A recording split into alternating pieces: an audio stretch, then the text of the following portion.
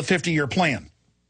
We are on 50-year time frames with subsets of 25, where sometimes they readjust or reassess.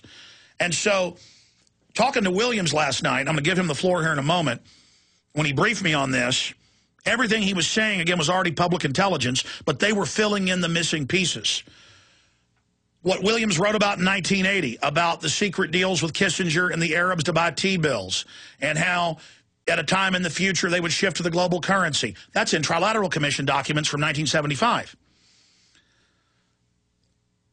But people would laugh at Williams about that. Now all of the previous part of the plan is public. He's going to give you the rest of the plan, and what the globalists are telling him is going to unfold. Now remember, Lindsay Williams was here in October, in November, in December. And in October, on record, and we wrote articles about it, oil in the next year, 6 months to a year, to go to 150 to 200, turmoil in the Middle East, not even so much war. He said, they told me turmoil, that's on record, destabilization campaign, and that would then lead to quote, China, watch the big one. Now the other big oil company, former CEO, is giving him the full breakdown of this program in the Middle East, what it's going to do in the U.S., what it's going to do in Asia, and the rest of the globalist blueprint and layout for what is about to happen in the next several years and the decade preceding it or following it.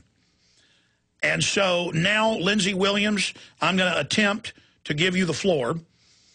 And in fact, you're going to be hosting the show, at least for this segment and the next. I'll take you out at break, but I'm going to actually go in the control room, only way I can control myself, and I'm going to be in there taking notes on points and questions I have for you. But I sat there for 30, 45 minutes with you last night and just shut up while you talked, and it was 10 times more powerful than anything we've ever done on the radio before. Lay it out. Let's start at the beginning. Alex, you're a gentleman. Thank you so very much. Crude oil this morning is up $8 a barrel. Libya, the capital city, Tripoli, is burning. The Capitol building in Libya is on fire right now. Gaddafi is in power since 1969, and this morning, light, sweet crude oil is $108 a barrel. I have been told that it's going to 150 to 200. I would think that 200 would be more like it. Libya has shut off all of its present oil sales. It says it will carry no more contracts. 1.6 million barrels of oil per day go to Europe, not to America, but to Europe.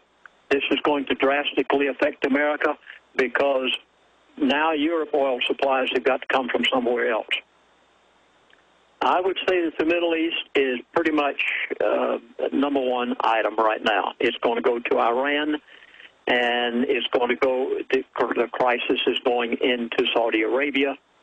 So let me begin, as I have been told by the people that have given me information over these years. As Alex has just said, I want to start from the beginning so you can understand, because this is very involved. In 1901, the first, what should we say, gusher of oil in the United States of America took place in Beaumont, Texas. It was called Spindletop. It went up 200 feet. At that point, the major oil companies were formed. They didn't exist before 1901. Texaco, Shell, Standard Oil, of course, which is a Rockefeller family, and Chevron had their beginning at Spindletop in 1901. This set the stage for the beginning of some things that would revolutionize the entire world and the use of crude oil and energy. Then in 1903 came Henry Ford, the first assembly line automobile in America, and then a man by the name of Mercedes in Germany built the first assembly line German-produced automobile. Now, at that time, American oil was 25 cents a gallon or less, and our economy was booming beyond everything the world had ever known. Oil was discovered in the Arab Middle East world. Now, keep in mind that prior to the time that oil was discovered after 1903 in the Arab world, that the Arabs were nothing but nomads roaming the deserts riding camels. But 60 years ago, the Arabs began to, for the first time in many, many centuries, to come to the forefront. This brings us up to where we are now. And as Alex has suggested, I want to just cover a few pointers, and then I'll go back and take each one of them individually so that you can know the intricate parts of it. Ken Fromm of Atlantic Richfield. This is Standard Oil. Of course, you recognize ARCO, Atlantic Richfield Standard Oil Company, one of America's greats back in those early days. And the different oil companies, Texaco, Shell, Standard Oil, and Chevron, basically divided up the Arab world. And each one of them took a country and said, we will go and produce the oil fields in that country. The Arabs didn't have the money to produce them. And Mr. Ken Fromm was given the job by Atlantic Richfield of producing the oil field in Kuwait, Dubai, and that part of the world. Ken Fromm is a gentleman who has given me so much information over the years. We've spent hours and hours together talking about what is happening in the Arab world, and which I'll go back and give in detail later. Now, about 1977 through 81 was the Carter administration. You'll remember that the Secretary of State was Mr. Henry Kissinger. He traveled abroad to every major oil-producing country at that time and tried to cut them a deal. I will go into that deal that he cut and why it is so significant to what's happening in America right now, because at that point, we began the indebtedness of the United States of America by a design plan, and I'm so glad that Alex mentioned the 50-year cycle, because this is exactly what we are going through at this time. I had not thought of that, but Alex, you're right, and I have heard this in many places. At this point, OPEC had an agreement, and there was every nation in OPEC, every major oil-producing country in OPEC, agreed to Henry Kissinger's deal with the exception of two. One was Iraq, and that's the reason that Iraq had to be conquered and taken out, and the next one was Iran.